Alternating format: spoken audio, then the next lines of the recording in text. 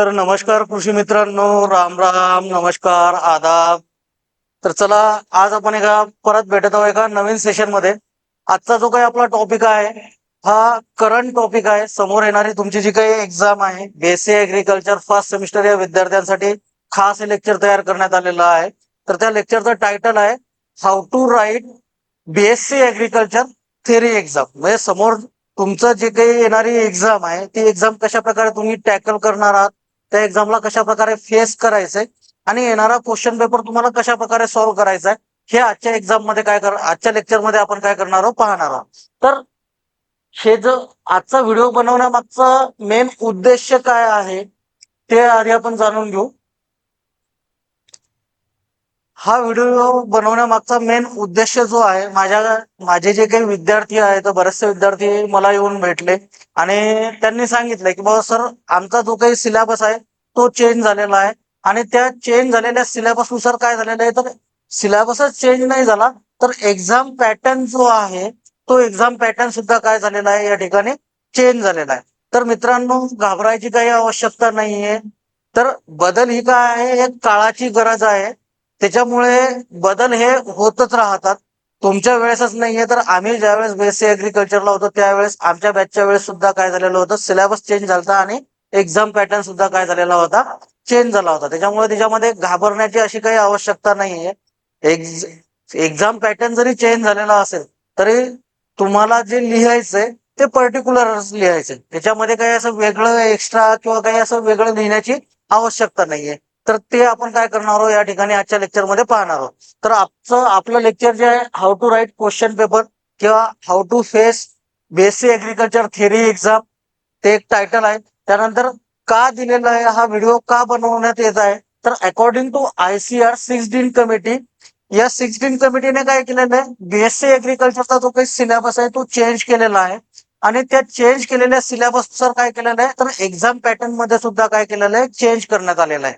तर तो exam pattern कशा प्रकारचा राहणार आहे, त्याच्यामध्ये सेक्शन ए राहणार आहे, सेक्शन बी राहणार आहे, सेक्शन सी राहणार आहे किंवा याच्या व्यतिरिक्त अदर काही राहणार आहे, हे आपल्याला काय करायचंय आजच्या जे काही सेशन आहे या सेशन मध्ये काय करायचंय, पाहायचंय आपल्याला. आणि हा जो व्हिडिओ आहे हा व्हिडिओ फक्त ओनली बीएससी ऍग्रीकल्चरच्या स्टुडंटसाठीच युजफुल आहे का, तर असं नाहीये मित्रांनो. तर हा जो व्हिडिओ आहे हा बीएससी ऍग्रीकल्चर सोबत सोबत BSc horticulture, BSc forestry, BTech biotechnology, food technology अशा या सर्व विद्यार्थ्यांसाठी, सर्व मीन्स फर्स्ट सेमिस्टरची जे आता एक्झाम देणार आहे टेंटेटिव्ह डेट तिच्यावाली ती 2 फेब्रुवारी आहे. 2 फेब्रुवारी पासून काय होणार आहे, तर ती एक्झाम स्टार्ट होणार आहे. तर त्याच्यामुळे त्या एक्झामच्या बाबतीत गोंधळून न जाता आपण काय करणार आहोत, ती एक्झाम कशा प्रकारे फेस करायची हे तुम्हाला या सेशन मध्ये काय करणार आहोत, आपण व्यवस्थितरित्या समजावून सांगितलं जाईल. तर ठीक आहे, चला. तर सर्वात आधी एक्झामला जायचं म्हटल्यानंतर काय आवश्यक असते, तर त्याच्यासाठी काही रिक्वायरमेंट लागते. ती रिक्वायरमेंट कोणकोणती आहे ती रिक्वायरमेंट आधी आपण जाणून घेऊ. कारण तुम्ही फर्स्ट टाइम काय करत आहात, फर्स्ट सेमिस्टरचे पेपर फेस करत आहात आणि काय न्यायचं काय न्यायचं नाहीये, कशा प्रकारे जायचं हे तुम्हाला माहिती असणं आवश्यक आहे. तर रिक्वायरमेंट काय काय राहणार आहे, तर रिक्वायरमेंट मध्ये कॉलेजचं आयडेंटिटी कार्ड. तुम्ही कोणत्याही कॉलेजचे विद्यार्थी असा, नो प्रॉब्लेम, बट कॉलेजचं आयडेंटिटी कार्ड कंपल्सरी तुमच्याकडे असणं आवश्यक आहे. सोबत सोबत कॉलेजचा जो काही युनिफॉर्म आहे तो कॉलेजचा युनिफॉर्म तुम्ही परिधान केलेला असला पाहिजे.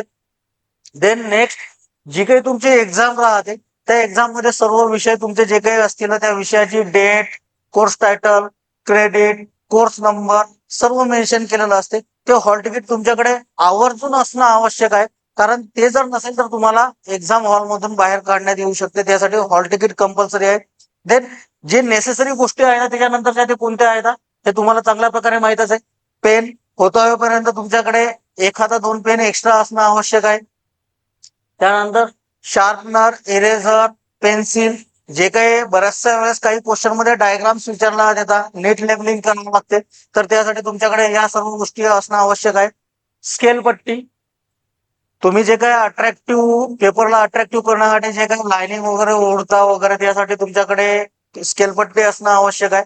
तर हे झालं तुमच्या काय बेसिक आयटम्स जे काही तुम्हाला एक्झाम साठी लागणारे आहेत ते तुम्हाला काय करायचे, कंपल्सरी तुमच्या सोबत ठेवायचे. आणि जो तुमचा पेपरचा टायमिंग आहे, पेपरचा टायमिंग 10 ते 12 असेल, 10 ते 12:30 असेल, तर पेपरच्या टायमिंगच्या 15 मिनिट आधी तुम्ही त्या एक्झाम हॉलमध्ये किंवा जे काही तुमचं परीक्षा केंद्र आहे, जे काही तुमचं कॉलेज आहे, त्या ठिकाणी तुम्ही असणं आवश्यक आहे. कारण काय होतं, तर बऱ्याचशा वेळेस आपण घाई गडबडीतनी घरून उशिरा निघतो आणि एक्झाम हॉलमध्ये उशिरा पोहोचतो. त्यावेळेस आपली स्वतःचीच धांदल उडते. ती धांदल उडाली नाही पाहिजे. सोबत सोबत तुमचा पेपर सुद्धा चांगला गेला पाहिजे. त्याच्यामुळे बिफोर 50 मिनिट्स म्हणजे 15 मिनिटाच्या आधी तुम्ही त्या एक्झाम हॉलच्या जवळपास असणं आवश्यक आहे. तर चला ठीक आहे, हे झालं आपलं बेसिक रिक्वायरमेंट काय काय आहेत त्याच्या बाबतीत. नंतर आणखी काय आवश्यक आहे, तर सपोज तुमच्या समोर काय आहे, तुमच्या समोर क्वेश्चन पेपर आलेला असेल आणि क्वेश्चन पेपर आल्यानंतर त्याची जी काही अँसर शीट आहे, त्या अँसर शीट अशा प्रकारची तुमच्या समोर काय राहते, एक अँसर शीट आलेली असते. त्या अँसर शीट मध्ये तुम्हाला स्टार्टिंगला काय काय फिलअप करावं लागते ते माहिती नसते. बऱ्याचशा विद्यार्थ्यांना माहिती नसते की काय लिहायचं, कोणत्या कॉलम मध्ये काय मेन्शन करायचं, काय नाहीये. तर त्यासमोर तुम्हाला चांगल्या प्रकारे ठळक अक्षरात मेन्शन केलेलं असते. जसं की यासमोर तुम्हाला दिसत आहे, name of student. Name of student याच्या समोर एक कॉलम येऊन जाईल, कॉलम राहते. त्या कॉलम मध्ये तुम्हाला तुमचं नाव मेन्शन करायचंय. नंतर येते नेम ऑफ कॉलेज, तुम्ही कोणत्या कॉलेजचे विद्यार्थी आहात. त्याच्या समोरच्या कॉलम मध्ये तुम्हाला काय करायचंय, कॉलेजचं नाव मेन्शन करायचंय. त्याच्यानंतर येते तुम्हाला सेमिस्टर, तुम्ही कोणत्या सेमिस्टरचे विद्यार्थी आहात. तर आता सध्या करंटली एक्झाम कोणत्या सेमिस्टरची आहे, तर ती आहे फर्स्ट सेमिस्टरची. तर त्याच्यामुळे या ठिकाणी तुम्हाला काय मेन्शन करायचंय, फर्स्ट सेमिस्टर मेन्शन करायचंय. सेकंड येते अकॅडमिक इयर. आता या अकॅडमिक इयर मध्ये बऱ्याचशा विद्यार्थ्यांचा काय होतो, प्रॉब्लेम होतो की बाबा नेमकं कोणतं मेन्शन करायचंय. 2024-25 मेन्शन करायचंय का 25-26 मेन्शन करायचंय. तर या ठिकाणी काय मेन्शन करायचंय, 2025-26 हे अकॅडमिक इयर मेन्शन करायचंय. नेक्स्ट येते तुम्हाला एनरोलमेंट नंबर.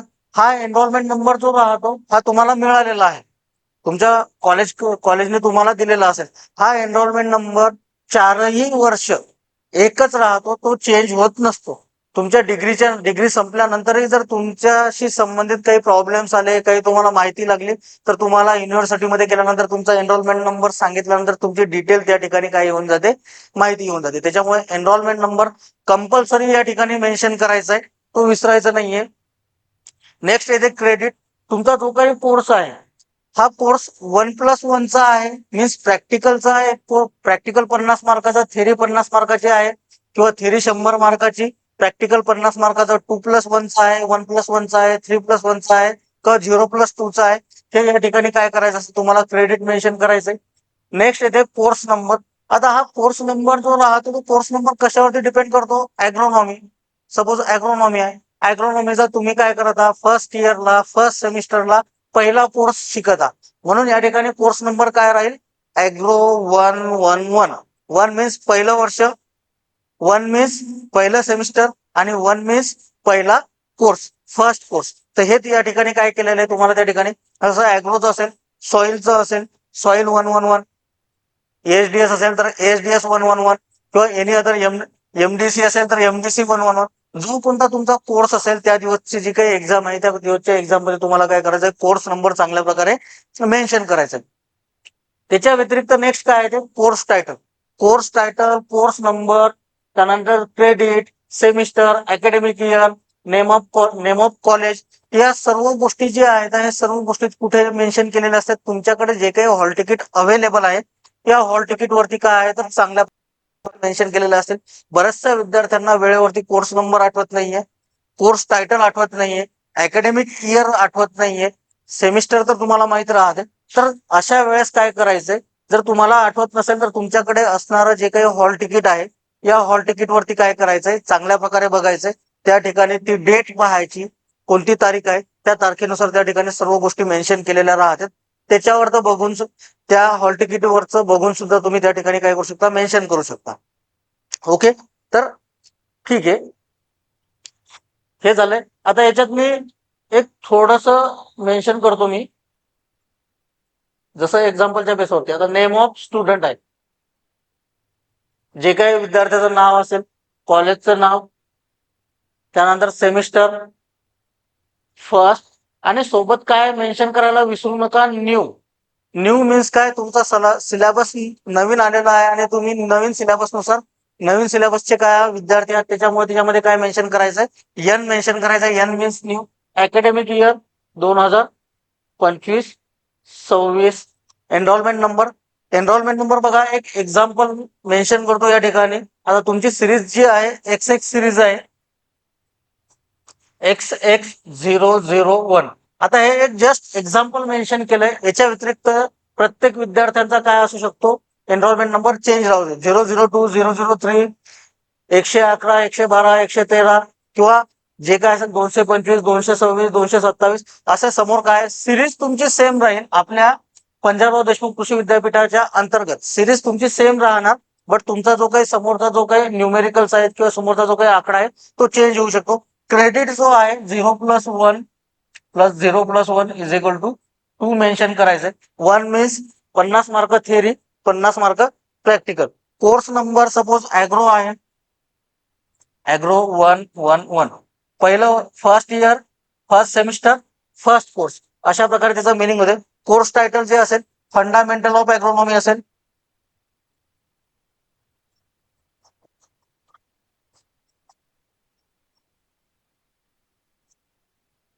Fundamental of ऍग्रोनॉमी. अशा प्रकारे काय करायचं तुम्हाला या ठिकाणी तुमची जी काही डिटेल इन्फॉर्मेशन आहे ही फर्स्ट पेज वरती आन्सर शीट आल्यानंतर फर्स्ट पेज वरती काय करायचे, मेन्शन करायचे. आता हे झालं तुमच्यावाला काय आहे की जनरल किंवा बेसिक इन्फॉर्मेशन आन्सर शीट मध्ये कोणकोणती फिलअप करायची त्याच्या संदर्भात.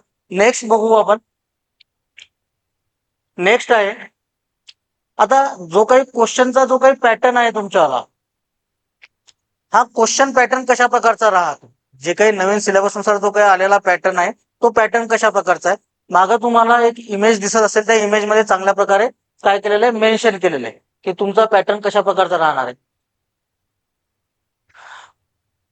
ओल्ड सिलेबस नुसार काय होतं मित्रांनो, जसं नवीन पॅटर्न नुसार तुम्हाला 3 सेक्शन मेन्शन केलेले आहेत. जे पेपर आहे या क्वेश्चन पेपर मध्ये ते सेक्शन ए,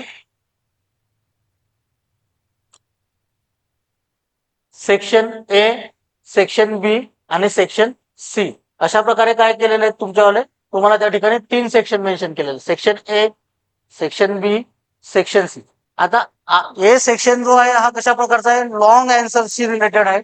लॉंग आन्सर या ठिकाणी मेन्शन करून दिलेले, लॉंग आन्सर. सेक्शन बी तुमच्यावाला शॉर्ट आन्सर आणि सेक्शन सी काय आहे, ऑब्जेक्टिव्ह टाइप ऑफ क्वेश्चन आहेत आणि कंपल्सरी आहेत. बट आधीची जी एक्झाम होती त्या आधीच्या एक्झाम मध्ये काय होतं, सेक्शन ए आणि सेक्शन बी असे दोनच सेक्शन मेन्शन केलेले होते. सेक्शन ए मध्ये 10 क्वेश्चन असायचे, सॉल्व एनी 8 म्हणजे 8 क्वेश्चन तुम्हाला सॉल्व्ह करावे लागत होते आणि सेक्शन बी हा कंपल्सरी राहायचा. बट आता या ठिकाणी काय केलेलं, नवीन पॅटर्न नुसार 3 सेक्शन करण्यात आलेले आहेत. 3 सेक्शन मध्ये सेक्शन ए, सेक्शन बी आणि सेक्शन सी. तर याच्यामध्ये पण काही असं वेगळं मेन्शन केलेलं नाहीये. टोटल क्वेश्चन किती आलेले आहेत, नंबर ऑफ क्वेश्चन तुमचे 11 किंवा 13 क्वेश्चन राहू शकतात आणि त्याच्यामध्ये सॉल्व्ह किती करायचे तुम्हाला, 8 ते 9. जर 13 क्वेश्चन्स असतील टोटल या ठिकाणी दिलेले, टोटल काय केलेलं आहे 1 2 3 4, ठीक आहे आपल्याला एक क्वेश्चन पेपर येते समोर, क्वेश्चन पेपर मध्ये आपण बघून घेऊ. तर या ठिकाणी तुम्हाला काय केलेलं आहे बघा, 3 सेक्शन मध्ये काय केलेलं आहे तुमच्यावाली सेक्शन क्वेश्चन पेपर काढण्यात आलेला आहे. सेक्शन ए मध्ये तुम्हाला जे काही मेन्शन करायचंय हे मेन्शन कसं काय प्रकारे करायचे, लॉंग आन्सर जे असतील हे लॉंग आन्सर त्याच्यामध्ये काय करायचे तर मेन्शन करायचे. म्हणजे जे मोठे क्वेश्चन्सचे आन्सर असतील, मोठे आन्सर ज्या क्वेश्चनचे असतील ते याच्यामध्ये. आता हे किती मेन्शन करायचे, याच्यामध्ये काही क्वेश्चन्स एक्स्ट्रा आहेत का पूर्णच्या पूर्ण क्वेश्चन आपल्याला सॉल्व्ह करावं लागतं. तर याच्यामध्ये काय मिळते मित्रांनो, तुम्हाला काही क्वेश्चन्स एक्स्ट्रा मिळतात आणि त्याच्यापैकी मिनिमम क्वेश्चन्सचे आन्सर काय करायचे तुम्हाला सॉल्व्ह करायचे. जसं याच्यामध्ये बघा, सॉल्व्ह एनी 4 आउट ऑफ 6 म्हणजे 6 क्वेश्चन पैकी तुम्हाला किती क्वेश्चनचे आन्सर मेन्शन करायचे, फक्त 4 क्वेश्चनचे आन्सर मेन्शन करायचे. आणि जर 7 क्वेश्चन आलेले असतील त्या सेक्शन ए मध्ये तर सॉल्व्ह 5 आउट ऑफ 7 म्हणजे 7 क्वेश्चन पैकी 5 सॉल्व्ह करायचे आणि 6 क्वेश्चन पैकी तुम्हाला किती सॉल्व्ह करायचे तर 4च सॉल्व्ह करायचे. पूर्णच्या पूर्ण सॉल्व्ह करण्याची आवश्यकता नाही. मग त्या एका क्वेश्चनला मार्क्स किती राहणार आहेत, तर या ठिकाणी बघा 24 मार्काचा जर सेक्शन ए असेल तर त्याला किती राहतील, 6 मार्काचा. प्रत्येक क्वेश्चन जे आहे तर प्रत्येक क्वेश्चनला किती मार्क्स आहेत, 6 मार्क्स आहेत. 6 पैकी 4 क्वेश्चन सॉल्व्ह करायचे आउट ऑफ 6 मधून, सायन्सचे 24 मार्काचा ए सेक्शन. आणि जर 7 क्वेश्चन आलेले असतील सॉल्व्ह एनी 5 आउट ऑफ 7 तरी पण या ठिकाणी किती येतं प्रत्येक क्वेश्चनला किती मार्क्स राहणार आहे? 6च मार्क्स राहणार आहे. त्याच्यामध्ये काही चेंज होणार नाही. म्हणून 6 पंचे 30. डिपेंड करते तुमचा क्वेश्चन पेपर कशा प्रकारचा आहे. 2+1चा आहे, 3+1चा आहे किंवा 50 मार्काचा आहे का 40 मार्काचा आहे या बेसवरती. जर 50 मार्काचा क्वेश्चन पेपर असेल तर 5 क्वेश्चन सॉल्व्ह करावं लागतील 7 पैकी, आणि 40 मार्काचा क्वेश्चन पेपर असेल तर 6 पैकी 4 क्वेश्चन सॉल्व्ह करायचे. लक्षात आलंय? नक्की? ओके, ठीक आहे. आता नेक्स्ट बघू आपण सेक्शन बी जो आहे. आता या सेक्शन बी मध्ये काय आहे तर शॉर्ट आन्सर मेन्शन करायचं. जास्त भारूड लिहिण्याची आवश्यकता आहे का? नाहीये. याच्यामध्ये काय केलेलं आहे आपल्याला, प्रत्येक क्वेश्चनला मार्क्स किती दिलेला आहे? Each question 2 marks. प्रत्येक क्वेश्चनला किती मार्क्स आहेत? 2 मार्क्स आहेत. सॉल्व्ह क्वेश्चन किती करावं लागतात? Solve 4 out of 5. सेक्शन बी मध्ये 4च क्वेश्चन सॉल्व्ह करायचे आउट ऑफ 5. सेक्शन ए मध्ये पण काय आलेले आहेत आपल्याला, 2 क्वेश्चन एक्स्ट्रा मिळालेले आहेत. सेक्शन बी मध्ये आपल्याला 1 क्वेश्चन एक्स्ट्रा मिळालेला आहे. 5 क्वेश्चन पैकी 4 क्वेश्चन सॉल्व्ह करायचे. 6 क्वेश्चन आले तर 6 पैकी 5 सॉल्व्ह करायचे. आणि प्रत्येक क्वेश्चनला किती मार्क्स मेन्शन केलेले आहे? 2 मार्क्स. मग या ठिकाणी तुम्हाला आन्सर किती कशाप्रमाणे मेन्शन करायचे? जे मार्क्स त्या ठिकाणी मेन्शन केलेले आहेत, त्या आन्सरला जे मार्क्स दिलेले आहेत त्या मार्क्स नुसार तुम्हाला काय करायचंय, त्या ठिकाणी त्या क्वेश्चनचं आन्सर त्या ठिकाणी मेन्शन करायचंय. नाहीतर बाबा आम्हाला त्या क्वेश्चनचा आन्सर पूर्ण डिटेल माहिती आहे, मग पूर्णच्या पूर्ण लिहायचे. तुम्ही 2ही पेज लिहिले, 3ही पेज लिहिले तरी तुम्हाला मार्क्स किती मिळतील? मॅक्झिमम 2च मार्क्स मिळणार आहेत. त्याच्यामुळे 2 मार्काच्या दृष्टिकोनातून त्या आन्सरचं, त्या क्वेश्चनचं आन्सर त्या ठिकाणी मेन्शन करणं आवश्यक आहे. ठीक आहे. नेक्स्ट जो आलेला आहे तर नेक्स्ट आहे आपल्याला सेक्शन सी. सेक्शन सी काय? Objective type question. Objective type question आहेत आणि ऑब्जेक्टिव्ह टाईप क्वेश्चन हे कशा प्रकारचे राहते तर कंपल्सरी राहतात एक्झाम मध्ये. त्याच्यामुळे काय आहे तर सेक्शन सी हा कंपल्सरी पूर्ण, याच्यामध्ये कोणत्याही प्रकारचा एक्स्ट्रा क्वेश्चन तुम्हाला मिळणार नाहीये. आणि एक्स्ट्रा क्वेश्चन जर तुम्हाला मिळणार नसेल मीन्स काय करणं आवश्यक आहे? पूर्णच्या पूर्ण क्वेश्चनचे आन्सर तुम्हाला काय करायचे? त्या ठिकाणी लिहायचे. कंपल्सरी लिहायचे. अदरवाईज तुम्ही जर ते क्वेश्चन ब्लँक सोडलात त्या ठिकाणी तुमचे मार्क्स काय होतील? मायनस होतील किंवा मिळणार नाही येतं. तर त्याच्यामुळे सेक्शन सी हा कंपल्सरी मेन्शन करायचा आहे. सेक्शन सी मध्ये question number 12, question number 13, question number 14, question number 15 अशा प्रकारचे क्वेश्चन त्या ठिकाणी आलेले असतील. आपल्याला समोर एक क्वेश्चन पेपर दिलेला आहे, त्यानुसार आपण त्याच्यामध्ये आपण बघून घेऊ. तर याच्यामध्ये काय राहते तुमच्याकडे? ऑब्जेक्टिव्ह राहू शकते, डू एज डायरेक्ट राहू शकते, डेफिनेशन राहू शकते, स्पेल आउट राहू शकते, ॲब्रिव्हिएशन राहू शकते, ट्रू ऑर फॉल्स राहू शकते. तर याच्यापैकी कोणत्याही प्रकारचे आन्सर क्वेश्चन्स या ठिकाणी काय केला जाते तर मेन्शन केला जाते. आता या ठिकाणी काय मार्क्स किती राहते तर काही क्वेश्चन पेपर मध्ये एका ऑब्जेक्टिव्हला 0.5 मार्क्स राहील, काही ऑब्जेक्टिव्ह मध्ये एका क्वेश्चनला 1 मार्क्स राहील. तर डिपेंड करते क्वेश्चन पेपर, एक्झामिनर कशा प्रकारे क्वेश्चन पेपर सेट करतो त्या बेसवरती. तर ठीक आहे, याचा टाइम पिरियड किती राहतो? तर टाइम पिरियड या ठिकाणी आपल्याला मॅक्झिमम टाइम पिरियड किती राहू शकतो? 2.5 hours. मीन्स 2.5 तासाचा टाइम पिरियड आपल्याला मिळते. किंवा बरेचसे जे काही पेपर आहेत हे 2 तासाचेच राहणार आहेत. आणि तुमचा जो काही टायमिंग राहते तो 10 ते 12च्या दरम्यान राहू शकते किंवा 9 ते 11च्या दरम्यान राहू शकते. आता डिपेंड करते कशा प्रकारचा टाइम टेबल सेट होऊन येते त्या बेसवरती. तर ठीक आहे, हे तुमच्या लक्षात आलेलं असेल चांगल्या प्रकारे. आता आपण काय करू, डायरेक्टली जो काही लाईव्ह क्वेश्चन पेपर आहे, आता फर्स्ट सेमिस्टरचा तर नाहीये, बट याच बेसवरती किंवा या पॅटर्नच्या आधारावरतीच काय केला गेलेला आहे, तुमचे जे काही सिनियर्स आहेत 3rd सेमिस्टरचे, त्यांची एक्झाम आताच झालेली आहे, त्यांचा क्वेश्चन पेपर या पॅटर्नच्या बेसवरतीच काय केलेला आहे, आलेला आहे.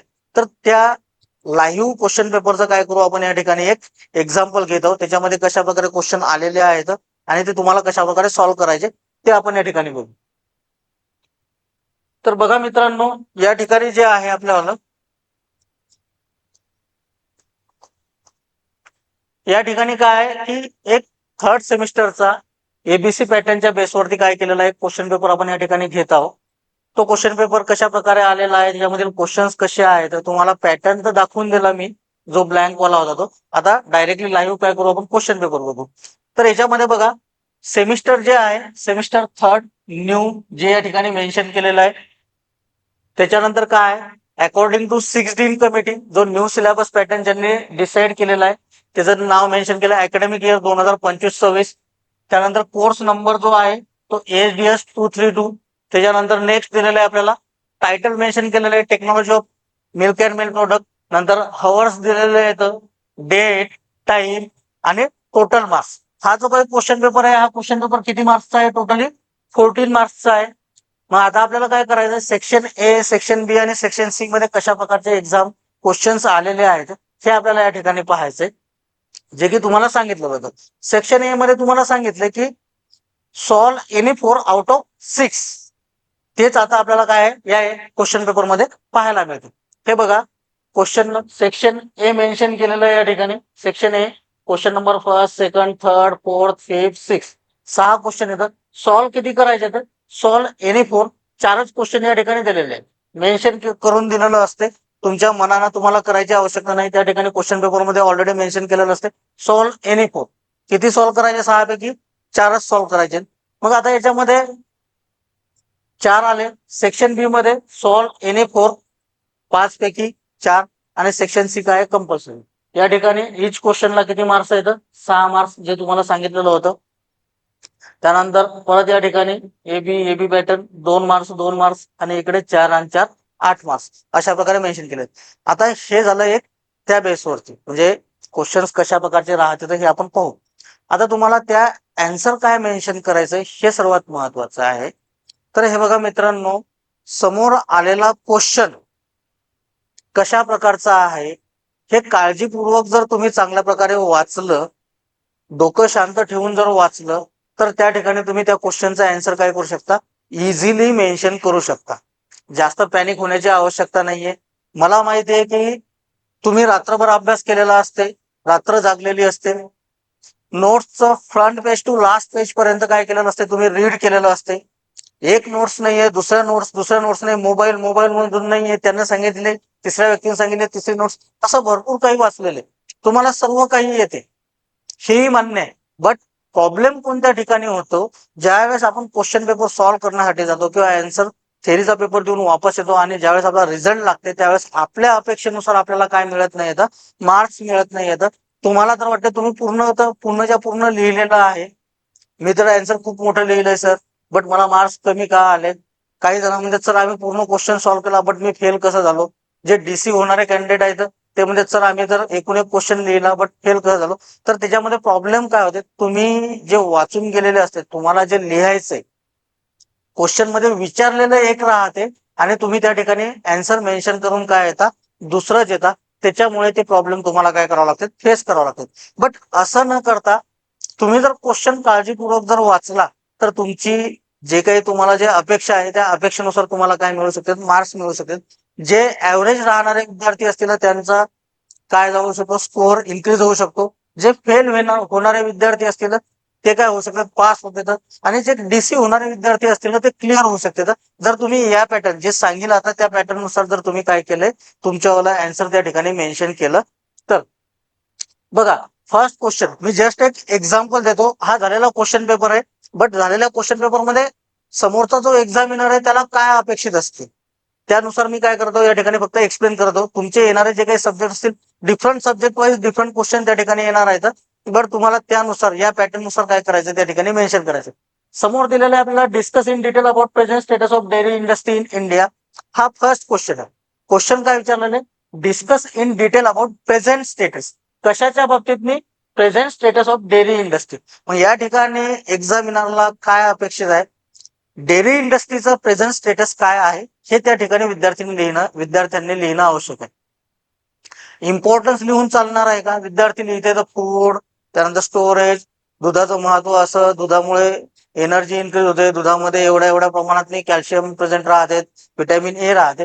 हे नाहीये मित्रांनो. या ठिकाणी काय मेन्शन करायचं? प्रेझेंट स्टेटस मेन्शन करायचं. मीन्स काय मेन्शन करायचंय की भारतामध्ये डेअरीच्या इंडस्ट्रीज किती प्रमाणात आहेत, कोऑपरेटिव्ह सेक्टर कोऑपरेटिव्ह सेक्टरमध्ये मिल्कचा यूज किती प्रमाणात होते, अनऑर्गनाइज सेक्टरमध्ये मिल्कचा यूज किती प्रमाणात होते. त्यानंतर ओव्हरऑल जे काही मिल्क प्रोडक्शन आहे, हे ओव्हरऑल मिल्क प्रोडक्शन भारताचं किती आहे, करंट इयरचं किती आहे, त्याच्यामध्ये ग्रोथ रेट किती आहे, पर कॅपिटा अवेबिलिटी किती आहे, भारतामधून बाहेरच्या देशामध्ये मिल्क एक्सपोर्ट केल्या जाते का, जात असेल तर ते किती प्रमाणात केला जाते, संख्या काय, रेव्हेन्यू किती प्रमाणात जनरेट होतो, भारत दुसऱ्या देशामधून बाहेर अदर जे काही नेबर कंट्री आहेत या नेबर कंट्रीमधून मिल्क इम्पोर्ट करतो का, करत असेल तर तो पर्टिक्युलरली कोणत्या प्रोडक्टच्या फॉर्म मध्ये करतो. त्यानंतर भारतामध्ये जे काही स्पेसीज आहेत याच्यामध्ये सर्वात जास्त वाटा कोणत्या स्पेसीजचा आहे दुधासाठी, त्यानंतर कोणत्या स्पेसीजचा नंबर लागतो, हे सर्व गोष्टी आहेत हे सर्व गोष्टी कशामध्ये मेन्शन करणं आवश्यक आहे या फर्स्ट क्वेश्चन मध्ये. बट मुलं काय करते तर विद्यार्थी काय करतात, हा डाटा राहिला बाजूला, त्याच्या व्यतिरिक्त दुसरंच त्या ठिकाणी मेन्शन करून ठेवतात.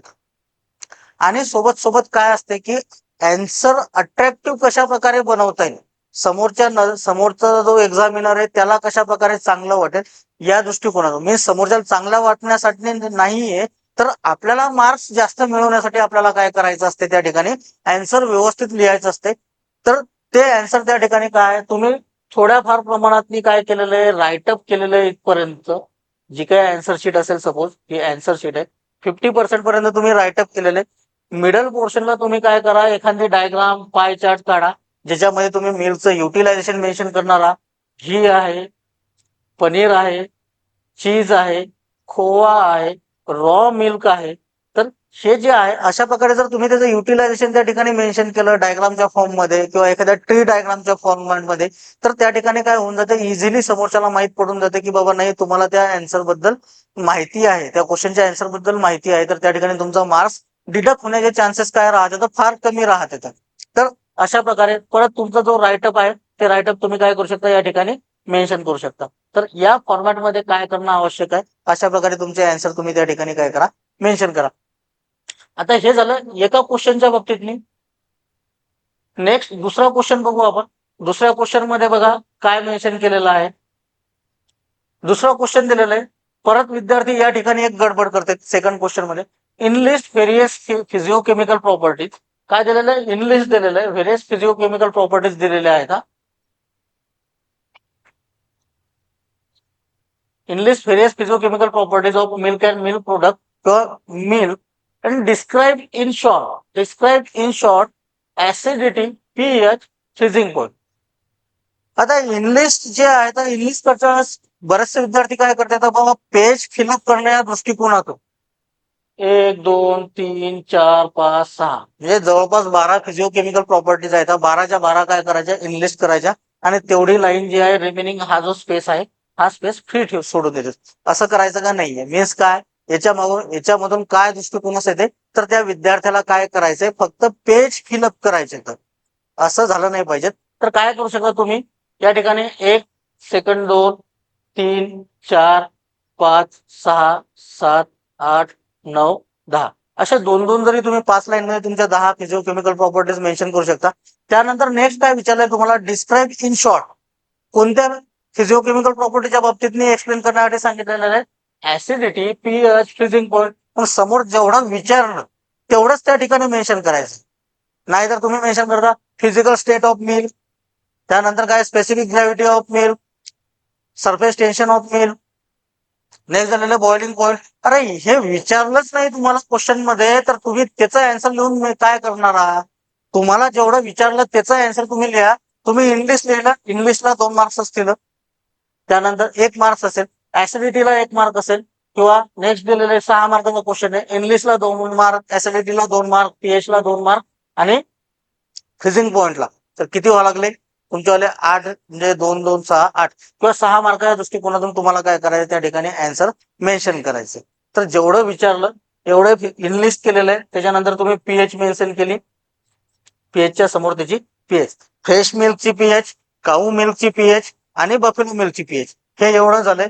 पीएच कधी इन्क्रीज होते कधी कमी होते हे तुम्हाला त्या ठिकाणी मेन्शन करायचं. सफिशियंट ऍसिडिटी, काऊ मिल्कची किती, बफेलो मिल्कची किती, टायट्रेबल ऍसिडिटी आहे का, डेव्हलप ऍसिडिटी आहे का, हे तुम्हाला त्यातले मेन्शन करायचं. फ्रीजिंग पॉईंट काऊ मिल्कचा किती आहे, बफेलो मिल्कचा किती आहे, आणि फ्रीजिंग पॉईंट कधी इन्क्रीज होतो, फ्रीजिंग पॉईंट कधी डिक्रीज होतो, एवढं मेन्शन केलं सफिशियंट आहे मित्रांनो, जास्त भरून लिहिण्याची आवश्यकता नाहीये. हे कशामध्ये, याच बेसवरती काय केलेलं आहे. परत नेक्स्ट क्वेश्चन आहे, enlist factor affecting chemical composition, याच्यामध्ये 15 फॅक्टर आहेत.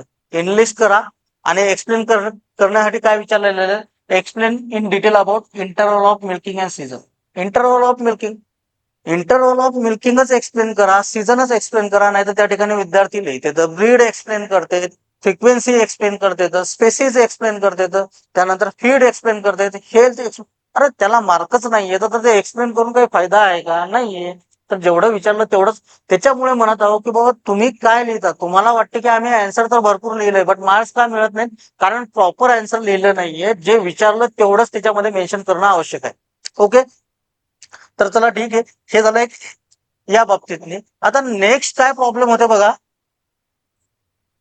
नेक्स्ट हा प्रॉब्लेम होते की विद्यार्थ्यांना विचारलेलं आहे solve any four out of 6, आणि क्वेश्चन मध्ये काय केलेलं राहते, एखाद्या क्वेश्चन मध्ये काही क्वेश्चन मध्ये एबी पॅटर्नचा क्वेश्चन येतो प्रत्येक क्वेश्चन मध्ये.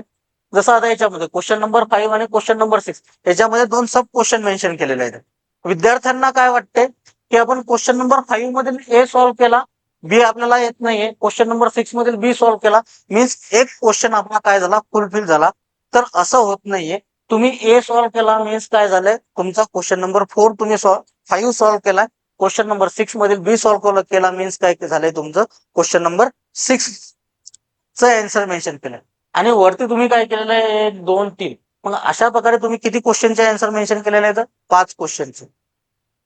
आणि याच्यामध्ये काउंट किती क्वेश्चन होणार आहेत, काउंट कोणतेही 4च क्वेश्चन होणार आहेत. त्याच्यामुळे 4 क्वेश्चनलाच काय मिळणार आहे, तुमचं आन्सर मिळणार आहे. नाहीतर विद्यार्थ्यांना वाटते क्वेश्चन नंबर 5 मधील ए 3 मार्क्स, क्वेश्चन नंबर 6 मधील बी 3 मार्क्स, अशा प्रकारे आपला काय झालेला आहे, एक क्वेश्चन फुलफिल झालेला आहे. तर तसं होत नाहीये.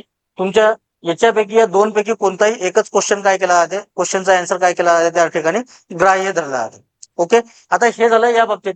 त्यानंतर शॉर्ट आन्सर मध्ये काय, draw flow chart for preparation of gulab jamun.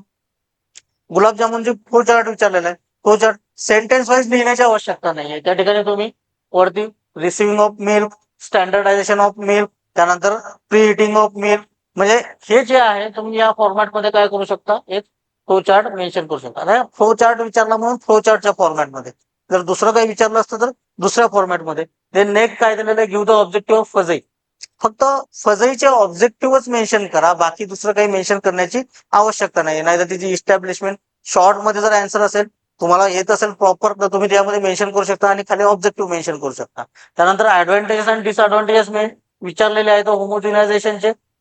तर 4 ऍडव्हान्टेजेस 4 डिसएडव्हान्टेजेस सफिशियंट आहे. 2 मार्काच्या दृष्टिकोनातून 8 पॉईंट काय आहेत, सफिशियंट. कधी पण कोणत्याही क्वेश्चनचा आन्सर मेन्शन करता वेळेस काय करायचंय, त्या क्वेश्चनला मार्किंग किती राहणार आहे त्यानुसार काय करायचंय, त्या क्वेश्चनचा आन्सर त्या ठिकाणी मेन्शन करायचंय. ओके, नेक्स्ट दिलेलं आहे objective type of section C आहे. आता या ठिकाणी शॉर्ट आन्सर आहेत, 2 मार्काच्या दृष्टिकोन, इच क्वेश्चनला 2 मार्क्स अवेलेबल आहेत, म्हणून आपण काय करायचंय, 2 मार्काच्या दृष्टिकोनातून त्या ठिकाणी आन्सर मेन्शन करायचंय. सेक्शन सी जो आहे, हा सेक्शन सी ऑब्जेक्टिव्ह टाईप आहे आणि कंपल्सरी आहे. या ठिकाणी काय आहे की तुम्हाला जे काही ऑब्जेक्टिव्ह दिलेले असतील ते कंपल्सरी मेन्शन करणं आवश्यक आहे. त्याच्यामध्ये कोणत्याही प्रकारचा ऑब्जेक्टिव्ह खाली जाऊ देऊन, येत नसेल तरी त्याच्याशी रिलेटेड काही ना काही असेल, कदाचित तुमचा तो आन्सर त्या ठिकाणी मेन्शन करू शकता, ते त्या ठिकाणी मेन्शन करायचं. काय दिलेलं आहे, definition, spell out. Question number 12 definition, question number 13 spell out.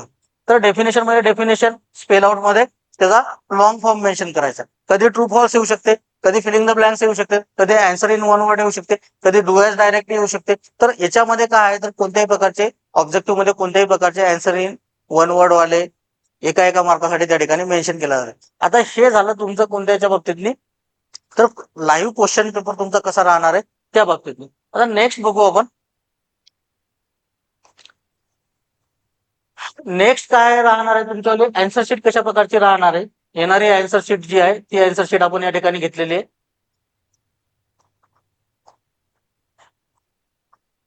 Answer sheet बघा, या फॉर्मॅटमध्ये काय राहू शकते, तुमच्यावाली आन्सर शीट राहू शकते. आता या आन्सर शीट मध्ये काय केलेलं आहे, तुम्ही वरची इन्फॉर्मेशन फिलअप केलेली आहे. Name, enrolment number, semester, academic year, course number, credit, course title, exam, date of exam, बाकी सगळं झालं. आता section A, section B, section C असे 3 सेक्शन आलेले आहेत. बऱ्याचशा विद्यार्थ्यांचा गोंधळ काय होतो की सर मला फर्स्ट क्वेश्चनचा आन्सर येत नाहीये, मला 6 क्वेश्चन आधी लिहायचं, लिहू शकतो का, लिहू शकता, बट काय करणं आवश्यक आहे, त्याच्यामध्ये क्वेश्चन नंबर 6 आधी मेन्शन करायचा. क्वेश्चन नंबर 6 त्यानंतर आन्सर. जर तुम्ही त्या क्वेश्चनचा नंबरिंग व्यवस्थितरित्या केला तर तुम्ही खालचा क्वेश्चन वरती लिहू शकता, वरचा क्वेश्चन नंतर लिहू शकता. आता क्वेश्चन नंबर 6चा आन्सर झालंय, मला क्वेश्चन नंबर फर्स्ट लिहायचा आहे, आन्सर मेन्शन करा, बट त्याच्या आधी काय मेन्शन करा, सेक्शन मेन्शन करा. एससीसीटी सेक्शन ए मधील क्वेश्चन नंबर 6 सेक्शन ए मधील क्वेश्चन नंबर 1. त्याच्यानंतर मला क्वेश्चन नंबर 3 मेन्शन करायचा आहे, नो प्रॉब्लेम. परत क्वेश्चन नंबर 5. या ठिकाणी आपण सिक्वेन्स वाईज आहे क्वेश्चन घेतलेले आहेत का नाही येते. तर तुम्हाला वेळेवरती ज्या क्वेश्चनचा आन्सर येते ते तुम्ही घेऊ शकता, बट त्याचं काय मेन्शन करणं आवश्यक आहे, क्वेश्चन नंबर कंपल्सरी मेन्शन करा, कारण त्या क्वेश्चनचे मार्क्स लिहिलेलं आन्सर आहे त्या पर्टिक्युलर क्वेश्चनच असलं पाहिजे. अदरवाईज काय होते, विद्यार्थी काय करतात, क्वेश्चन नंबर 1 टाकतात आणि आन्सर त्या ठिकाणी क्वेश्चन नंबर 4चं मेन्शन करतात, किंवा क्वेश्चन नंबर 4 त्यांना वाटतं की सिक्वेन्स वाईज क्वेश्चन नंबर 1 2 4चं लिहिलं तरी तसं होत नाही मित्रांनो. काय करायचंय तुम्हाला, त्या ठिकाणी जसा क्वेश्चन असेल त्या क्वेश्चन नंबर, तोच क्वेश्चन नंबर काय करायचा तुम्हाला त्या ठिकाणी मेन्शन करायचंय. आता हे झालं सेक्शन. तुम्ही आधी सेक्शन बी लिहू शकतो का सर? लिहू शकता. आधी सेक्शन सी लिहू शकतो का? लिहू शकता. नंतर ए नो प्रॉब्लेम, नंतर बी नो प्रॉब्लेम. कोणताही सेक्शन कधीही लिहू शकता, बट त्या सेक्शन मधील क्वेश्चन आणि क्वेश्चनचा नंबर हा कंपल्सरी त्या ठिकाणी मेन्शन करा. या फॉर्मॅटमध्ये जर तुम्ही तुमची एक्झाम फेस केली, या फॉर्मॅटनुसार जर तुम्ही तयारी करून आले, तर 100% सांगतो की ज्या विद्यार्थ्यांचा स्कोर कमी येत असेल त्या विद्यार्थ्यांचा स्कोर चांगल्या प्रकारे वाढू शकतो. जे विद्यार्थी फेल होणार असतील त्या विद्यार्थ्यांना काय करायचंय, ते विद्यार्थी पास होऊ शकतात. जे विद्यार्थी डीसी होणार असतील ते क्लिअर होऊ शकतात. फक्त काय, आणि सर्वात महत्वाचं काय की याच्यामध्ये जे तुम्हाला सांगितलेलं आहे की काय वाचायचं आणि काय वाचायचं नाही, तर मागील वर्षाचे 2 ते 3 वर्षाचे क्वेश्चन पेपर चांगल्या प्रकारे टॅली करा.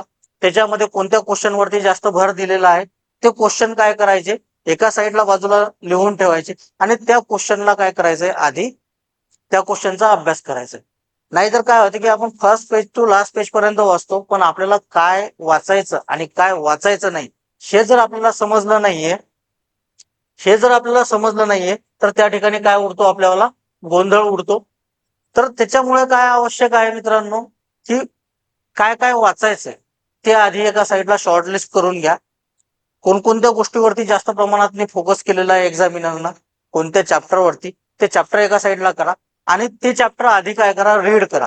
सोबत सोबत जर वेळ अवेलेबल असेल तर त्याला, त्या क्वेश्चनला आधी लिहून पाहण्याची प्रॅक्टिस करा की आपल्याला कशा प्रकारे आन्सर मेन्शन करायचे, क्वेश्चन पेपरमध्ये कशा प्रकारे त्याचे क्वेश्चन्स विचारलेले आहेत. जर तुम्हाला त्याला अट्रॅक्टिव्ह करता येत असेल, कोणत्या ठिकाणी पाय डायग्राम मेन्शन करता येत असेल, कोणत्या ठिकाणी ट्री डायग्राम मेन्शन करता येत असेल, तर तशा प्रकारच्या डायग्राम त्याच्यामध्ये ऍड करण्याचा प्रयत्न करा. ज्या क्वेश्चन पेपरमध्ये डायग्राम विचारलेली आहे त्या ठिकाणी डायग्राम कंपल्सरी मेन्शन करा. आधी त्याचं मॅटर मेन्शन करायचंय थिओरॉटिकल, मिडलला त्याची डायग्राम मेन्शन करायचे, परत खाली त्याचं काय करायचं, मॅटर मेन्शन करायचं. डायग्राम नुसती डायग्राम काढून चालणार नाहीये, तर त्या डायग्रामला नीट लेबलिंग करा, त्याला पर्टिक्युलर नावं द्या, जेणेकरून तुमच्या डायग्रामचा जो काही मिनिंग आहे तो फुलफिल झाला पाहिजे. तर ठीक आहे मित्रांनो, आजचं जे काही सेशन आहे या ठिकाणी आपण थांबू. तर हे सेशन सर्वच येणारे जे काही देणारे समोर येणारी एक्झाम जी आहे टेंटेटिव्ह डेटनुसार 2 फेब्रुवारी, या 2 फेब्रुवारीला जेवढे विद्यार्थी एक्झाम फेस करणार असतील त्या सर्व विद्यार्थ्यांसाठी काय आहे, हा व्हिडिओ युजफुल आहे.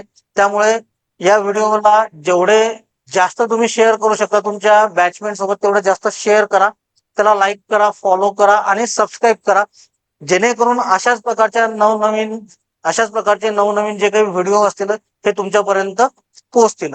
ठीक आहे, थँक्यू.